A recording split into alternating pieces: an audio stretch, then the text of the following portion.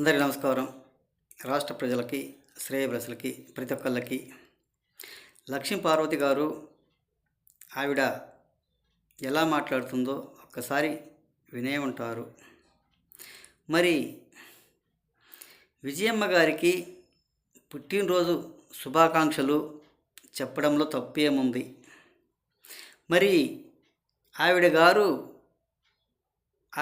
హస్బెండ్ని, మరి వాళ్లకు పుట్టిన పిల్లల్ని వదిలేసి ఇతరులతో తిరగటం తప్పు లేదంటారా?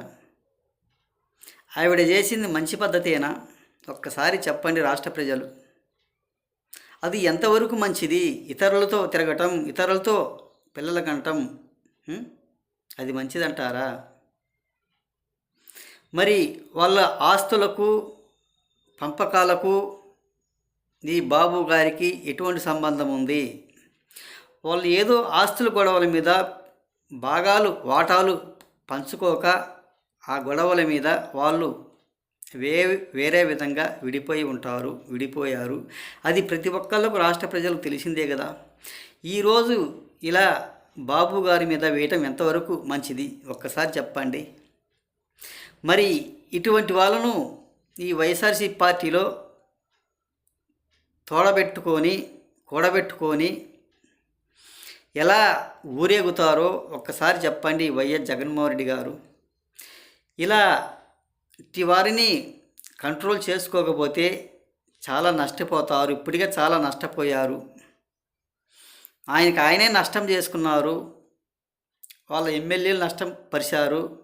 ఒక బూతు మాటలతో కంట్రోల్ చేసుకొని మాట్లాడకుండా ఎటువంటి మాటలు అంటే అటువంటి మాటలు మాట్లాడుకుంటూ పార్టీని కూడా అడ్రస్ లేకుండా చేశారు. మరి జగన్మోహన్ రెడ్డి గారు ఎలా ఊరేగుతాడో ఆ పార్టీ నుంచి ఒక్కసారి ఆలోచించండి. ఎలా ఉంటుంది? ఏ విధంగా ఉంటుంది? చాలా నష్టపోతారు కదా ఇటువంటి వాళ్ళు ఉంటే. మరి ఇటువంటి వాళ్ళు ఆ పార్టీలో చాలామంది కూడా ఉన్నారు. ఒక్కసారి ఆలోచించుకుని గత వీడియోలో కూడా చాలాసార్లు చెప్పే ఉంటాను. ఇలాంటి వారు అవసరమా? ఒక పుట్టినరోజు శుభాకాంక్షలు తెలియజేయడంలో తప్పేముంది? ఒక్కసారి ఆలోచించి మాట్లాడండి. ఎందుకు ఇలా ఫీల్ అవుతున్నారు ఈవిడ గారు? దాంట్లో తప్పేముంది? ఒక్కసారి ఆలోచించుకోవాల్సిందిగా. ఒక పుట్టినరోజు శుభాకాంక్షలు చెప్పిన దాంట్లో కూడా ఒక తప్పు బట్టి ఆమెకి ఏమన్నా మనోభావాలు దెబ్బతిన్నాయేమో. ఎవరికేం దెబ్బలేదు కదా. ఒక్కసారి ఆలోచించుకోండి. ఇటువంటి మాటలు, పనికిమాలిన మాటలు మాట్లాడినందువలన ఉపయోగం అంటూ ఏం లేదు. బాబు గారు శుభాకాంక్షలు చెప్పిన దాంట్లో తప్పేముంది? ఎవరైనా చెప్పవచ్చు, ఎవరైనా మాట్లాడవచ్చు అని తెలియజేస్తూ విజయమ్మ గారికి పుట్టినరోజు శుభాకాంక్షలు తెలియజేస్తూ ప్రతి ఒక్కళ్ళకి హృదయపూర్వక ధన్యవాదాలు. ఆ శుభాకాంక్షలు పుట్టినరోజు కూడా అయిపోయి ఉంటుంది అని తెలియజేస్తూ ఈవిడ ఎందుకు ఫీల్ అవుతున్నారో, ఏ విధంగా ఫీల్ అవుతున్నారో ఒక్కసారి తెలుసుకోండి.